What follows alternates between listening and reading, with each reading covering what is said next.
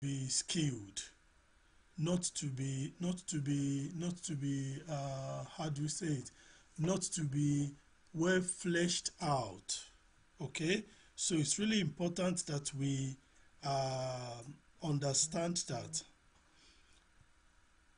So it says humans have a tendency to suffer from tunnel vision. We assume the first idea that comes to mind will be correct, thanks to our natural intelligence. Okay? However, in a turbulent world, having the ability to unlearn and rethink is in fact more powerful. Rethinking is the business superpower of the 21st generation, the 21st century. Okay, so having the ability to rethink, so rethinking is the focus here now. Think again is about rethinking. So not like, oh, this is the way I've always thought about it, or this is the view I've had about it, and irrespective of the new fact coming to the fore, and you are still saying no, it's still the same. At least consider the other fact first, then you can make what is called an informed decision over that matter. So specifically, rethinking needs to happen in 3 key domains. According to the author Adam Grant, he says rethinking has to happen on a personal level, on an interpersonal level, and collectively. I've talked about all this individually the last time. So under the personal rethinking, it says to be able to rethink effectively, you first have to open your mind to other possibilities. Don't operate with what is called closed mindset. No, don't operate with a closed mindset in every situation. No. You need to open your mind to other possibilities. Oh, there was a very powerful book I was listening to, audio, what do you call it now? Audible, which is, Audible from Amazon yesterday on my drive back home. And one of the key things, like an exposition that the guy was giving in the book, talks about a passage of scriptures in Genesis that says Jacob left a particular place, then he journeyed towards another place, Haram. So the man of God, the person that was narrating the book, it was a book again, so he was saying, why did the Bible have to talk about the name of where he was living before he talks about where he was going? Because the opening of that passage will still be okay if the Bible have just said, and Jacob journeyed to blah blah blah, Haram. So he was now making an exposition on that the place he left was mentioned, and it's really important that for you to move to where you are going, you must make up your mind to leave where you used to be behind. Do you get it now? So it says, if you are going to make progress to go to another level, then you have to make a conscious decision to leave where you used to be behind. So I'm saying this based on what this author is writing about as well, that you have to open your mind to other possibilities. You have to. It's a conscious decision. If you don't make that conscious decision, naturally your mind gets fixated on just one thing, and you blank out every other possibility. This is harder than you might assume. 3 suggestions will help you to overcome the challenges of personal rethinking. 1, you have to develop the habit of rethinking. The second thing is you have to always calibrate your confidence level. And the third thing is that you have to actively invite others to question your ideas. And last 2 Fridays ago, We already looked at how to develop the habit of rethinking. So tonight, the focus will kick off from calibrating our confidence levels. How do you do that? How do you calibrate? So so this is just explaining other aspects of the book. Interpersonal rethinking. So the first one was personal rethinking, which had 3 elements under it. Develop the habit of rethinking, always calibrate your confidence level, and actively invite others to question your ideas, right? So the second domain of interpersonal rethinking has 2 subtopics, which is teach everyone how to ask better questions and view disagreements as dances, not duels. Dance is not duels. Part of what we did in the couples weekend that we just finished was to learn how to dance salsa, which was quite interesting, because when it says view disagreement as dances, not duels, in that dance lesson, or dance lesson, or the dance class, whichever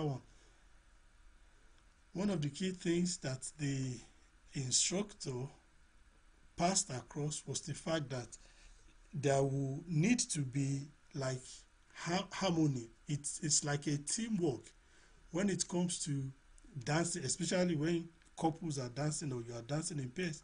So it's not a duel, it's not a competition for one to outwit the other. If you try that, like what the guy was saying in the class, you may end up tripping each other, because the first leg for the man is the right, the first leg for the woman is the left leg. So if you make it a duel and you want to insist that you have to do the same leg, move in the same direction, rather than complementing one another, it become a chaotic experience. So view disagreement as dances. Dances are they are synchronized. That's the word. They are not duels. You are not trying to outwit one another. So that's the interpersonal thinking aspect. Then the third aspect, which is about collective rethinking, it says belonging to a group that celebrates and practices rethinking is great. You should do all you can to turn all your groups into communities of lifelong learners. And I think in another book, or in something else I read this week as well, was putting out that challenge that if you are in a group, and in that group there's nobody within that group that motivates you, that challenges you, that makes you to want to be better, he said you are not in a group, you are in a cave. That's the way the guy said it. He said you are in a cave because you are not going to be able to make progress if within the group or the company you are, there's nobody that motivates you, there's no one you are looking up to, and you want to be better, you want to attain that level of success or height or perfection or excellence or whatever area that other individual or people they are achieving. He said, look, you are not in a group, you are in a cave. Because in a cave, you are enclosed, you can't make progress. It's dark. You can't move forward. Praise God. So collective thinking, and to help us to pull off this collective thinking, we have to focus on these 4 aspects, which are: you need to try and have more nuanced conversation. Secondly, you need to encourage your kids, your children, to be active rethinkers. You need to create learning organizations everywhere. And lastly, you need to always be open to rethinking your beliefs. In fact, I think the book I was listening to yesterday impacted quite a lot of things onto me. The 7th point here that talks about encourage your kids to be active rethinkers. Now, that reminds me of what the man is a rabbi. The man that wrote the book is a rabbi. So he was talking about the importance of talking together around the dinner table. The importance of talking together around the dinner table. That, look, it doesn't matter how many times you as a family, you're able to sit down together and have meal together, that it is really important that conversation, open conversation is encouraged. He said if you are having dinner together as a family and everybody is on the phone or the TV is blasting, there are other sources of noises or distractions, he said that is not going to maximize that moment. And in fact, I know I'm saying this again because I know as a family we've tried so many things. We will have to revisit some of those ideas whereby we are able to sit together as a family and talk over dinner. So because one of the things he was saying was there was actually a research in America whereby they checked the SAT exams that children, students or pupils, the students anyway, lower level students, they do in America, that they did a research to find what factors aid the performance level of students that attempt that exam. And they found out that children that comes from household whereby the children are encouraged to talk freely, as in they have they have moments whereby they ask questions, adults ask questions, and the children have questions as well. There is that rapport. They said the research found out that those families where children like that are from, those kids turn out to have better results in their SAT exams, because you would have been thinking if they are looking at what makes students to have better results, that maybe they are brilliant, they are this. He said no, that's not just enough. That they found out that family dynamics, the cohesiveness within families, they play a major role in the children's ability or capability to realize their full potentials. So that was like an eye-opener to me, that wow, who would have thought there's a link between that? Do we get it? So collective rethinking, it's really, really important. Okay, so let's push forward. So we've looked at this 2 Fridays ago, personal rethinking, and we've touched on the developing the habit of rethinking. So I will move forward without staying on this until I get to this second one, because we stopped at the end part of developing the habit of rethinking 2 Fridays ago. And if you missed that, I will encourage you to just go to the recording for that week, which is just 2 Fridays ago on YouTube or Facebook. I'm sure you'll be able to listen to that again. Now, in terms of always calibrating your confidence levels, the key to being able to rethink effectively is you have to find the sweet spot combination of both confidence and competence. You need to find the right balance between what? Between confidence and competence. And that's actually quite important, because if you are confident without being competent, it will just make that person, it will amplify the foolishness of that person. When you are confident, because when you are confident, you are ready, you are upfront, you are eager to tackle any situation. But if you are trying to tackle any situation, you don't have the competence, the right skill, set of skill to demonstrate, to tackle that situation. So everybody will stand back to see you perform, but you don't have substance. Then it just makes a proper mockery of that person's confidence. Okay? And the reverse as well. If you are competent and you are not confident, right? It means your skill, your ability, your potentials, you will be too timid to showcase it. And of what use is ability, potentials, greatness that is within, that is not expressed? So confidence will help you to express your capabilities. So you need the right balance of both confidence and competence. And this diagram was given by the author. So you can see the x and y axis. You have the confidence and the competence, and in the middle you have what is described as the armchair quarterback. You have the complete novice, you have the imposter syndrome, and confident humility. The one that is put in green there, that is highlighted in green, is the quadrant of confident humility. So you can have people that have imposter syndrome. They are like empty winds without rain. It just gives false hope, but there's nothing to it.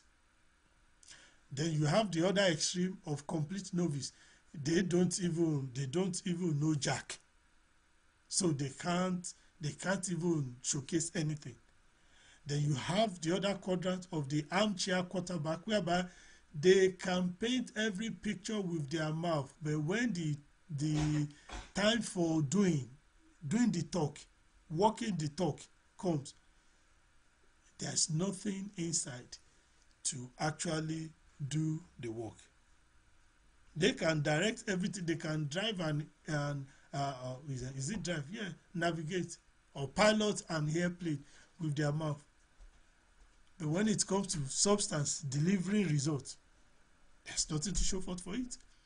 But the quadrant that we are being encouraged to come into is the quadrant of confident humility, whereby what you have, the capability you have already, you are able to display, you are able to show it forth confidently without feeling held back, without anything holding you back. You are able to show forth truly what you have within you. So always calibrate your confidence level. You need to avoid two syndromes, right? So which I'll take us back to, I'll flip back to that quadrant diagram shortly. Remember, the first quadrant was armchair quarterback. So you need to avoid being an armchair quarterback where your confidence far outweighs your actual competence. That's what I described earlier on. The confidence is more than the actual competence. This is described as being a situation where those who can't don't know they can't. There's another play of word. Is it alliteration or iteration? I've forgotten how that is said, whereby you have people who don't know they don't know. This is an example of that. So it says, if you are an armchair quarterback, you are part of the group that those who can't don't know they can't. So if they are certain about something, you won't. If you are certain about something, you won't engage in rethinking. So it's really important that you have the right assessment of yourself, so you don't make a fool of what you are trying to pass across or the process you are trying to overcome or go through. The second syndrome that you and I will need to avoid is what the author Adam Grant calls the imposter syndrome. So imposter syndrome is where what your competence far outweighs your confidence. The competence exceeds your confidence. If you are blind to your strength, right, it makes you feel unqualified. So you become timid. You count yourself out, even though you have what it takes to deliver the right result. it will be very hard for you to rethink anything if you are in this quadrant as well. The ideal is you want to have confident humility. Unfortunately, that can be taught. So when he said confident humility, I've just flipped back to this chart so you can see what he was saying there. So that's the armchair quarterback at the first quadrant, and the extreme right again, you have the imposter syndrome. The bottom left here is the complete novice. Everybody knows what that is. But where we are always aiming to get to is this confident humility quadrant, whereby you know what you know and you have the confidence and the right tools to deliver the result commensurate to your knowledge. Praise God. Okay, so when you doubt that you are as good as others, that will force you to work harder. Okay, embrace your fears, which was another thing that the book I was listening to yesterday talked about as well. That fear is not a bad thing. He said fear is an evidence of the fact that you have the right assessment of your situation. You have rightly assessed your situation to know certain things can go wrong or may go wrong. That's why you have fear. But he said, now that having that fear is not the end of the world. What you do with or to that fear is what matters most, and that is what distinguishes the people that will make headway, the people that are leaders, the people that will be successful in their endeavors and pursuits. That's what distinguishes them from people that will fail easily, because the ones that conquers the fear, they are the ones that becomes leaders, that becomes victors. They are the ones that cross to the other side, and they can be declared victorious. So fear is not a bad thing, but what you do in response to that fear is what determines whether it becomes a bad thing or a good thing. You need to use the positive force to overcome that fear. You need to let that fear become a motivation. Yes, let it motivate you, which is what the author says here as well. He says, embrace your fears and use them as fuel. Embrace your fears. Use them as fuels. Use them as like a propeller to move you forward. Doubt will motivate you to work smarter. Fear can also make you become a better learner. Because you are afraid of something, you want to do everything. If you are taking the right approach to that fear, you want to do everything to ensure you overcome that fear, that what you are afraid of does not happen. So you try harder, you work better, you try to know more, as you be more willing to learn from others. So the author, Adam Grant, is encouraging you and I to what? To harness and take all the positive you can from your fears. And you know what? Fear is a reality of life. You can't go through life without having moments that you have certain doubt about something, or certain things make you to become fearful. But you should not let whatever it is that makes you to be afraid, you should not let it hold you back and arrest you from making progress. Okay, so the third point, because I think in the spread of this book, there are about 9 points that we'll be looking at. So we need to move forward. This is just the third one. At least I want us to be able to get to 5 or 6, so that next week we'll now be able to round off with the remaining 3. So the third point for us to engage in this principle of thinking again, when the author says the focus is what? getting the power to know what you don't know.